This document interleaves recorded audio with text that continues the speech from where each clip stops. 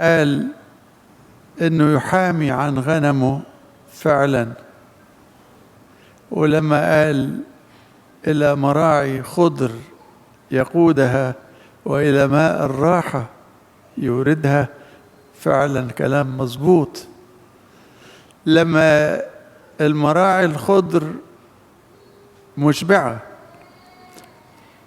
اشبع مطرح ما المسيح له المجد يحطك، هو ضامن المراعي الخضر اللي فيها ايه؟ قال اللي فيها الشبع. عشان كده داود قال الرب يرعاني فلا يعوزني شيء. اختبار لذيذ لما احس اني راعي حي، وانه دايما يشبع نفسي في العالم المقفر المكذب. العالم وحش، لكن في المسيح شبع. شو هو اللي اشبع 5000 والمرة الثانية 4000 وفضل عنهم الخبز؟ أيوة طبعا، في المسيح الشبع. الراعي الصالح يشبع نفسي في قفر العالم. الإنسان المسيحي عايش في الدنيا، يشتغل ويروح ويجي ويأكل ويشرب وينام ويشتري ويبيع، لكن نفسه من جوه شبعانة. ليه؟ لأن الراعي يقوده كل يوم. أفتح الإنجيل كده أحس أن أنا بشبع، باكل كلمة الله الحية الفعالة ديت بتشبع نفسي من جوه. العالم مش هيشبعني، العالم مش مشبع. أفتح الإنجيل أشبع. ليه؟ لأن الراعي الصالح هيأ لي مائدة. أدخل الكنيسة أتناول جسد المسيح، أطلع أغنى إنسان في العالم. تناول واخد المسيح، نفسي شبعانة جدا عن كل ما في العالم. الناس كلها بتجري، كله بيجري ورا سراب، يجري ورا أموال، ورا شهوات، ورا رغائب، ورا مجد العالم، ورا ممتلكات العالم. يجري لغاية لما يموت ومش شبعان. لما بتناول بحس بالشبع، مش راغب في شيء، بل بالأكثر مش ناقصني شيء. حلوة أوي الآية دي، رب يرعاني فلا يعوزني شيء. أنا مش معوز، أنا مش ناقصني حاجة. حتى في الفقر، يعني ناس كتير تشتكي من الغلا، وناس كتير ما عندهاش فعلا حتى الحاجات الضرورية، لكن تلاقي النفس من جوه. ليه؟ لأنها ما بتشبعش من العالم، تشبع بالمسيح. كنت أزور راجل شحات غلبان أوي أوي أوي، لا يملك من حطام الدنيا شيء، ساكن في أوضة حتة تحت السلم في غطى العنب زمان. تروح أزوره، ازيك يا عم فلان؟ يقول يا ابوي ده خيره مغرقني، خيره كتير عليا، ده انا لو طلت ابوسه. خير كتير، شبع، لا يملك من حطام الدنيا شيء، لكن نفسه شبعان. يعني بيعيش ازاي؟ بيمد ايده حد يديله حاجة ياكلها، لكن نفسه شبعانة.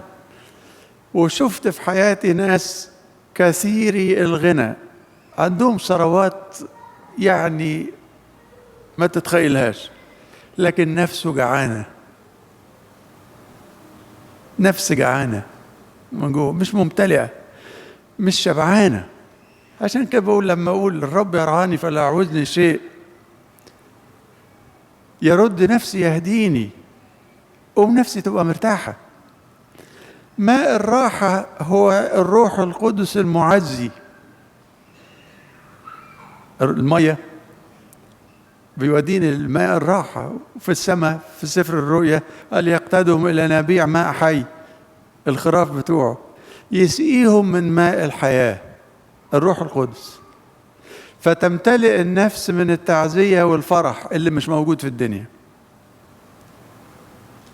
ماء الراحة، الروح القدس، الماء الحي اللي كلم مع السامرية وقال لها أديك مية ما تعطشيش تاني. قالت مش معقول، جيبها منين دي؟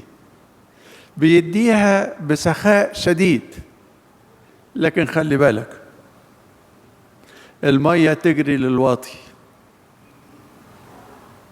الروح القدس يرتاح في المتضعين، والحتت الكبيرة قوي العالية دي تلاقيها ناشفة. يقتادنا إلى ماء الراحة إمتى؟ كل يوم صدقني.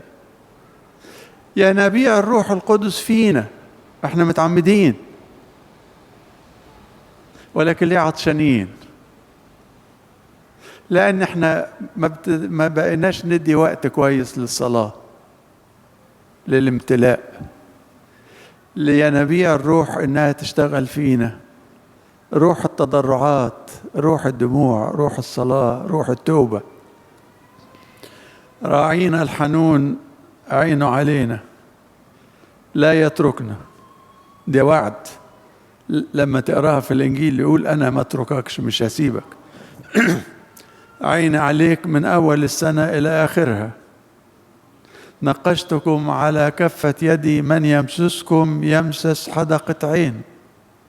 الوعود دي أمينة، الوعود دي حقيقية، ما هياش خيال عشان يعني الواحد ياخدها يقول لك ده كلام. دي مواعيد الله.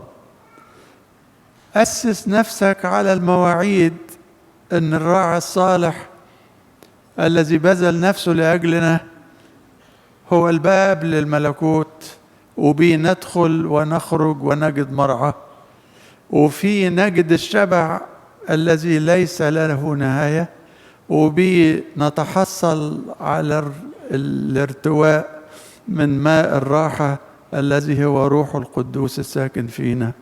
لربنا المجد دائما أبديا آمين.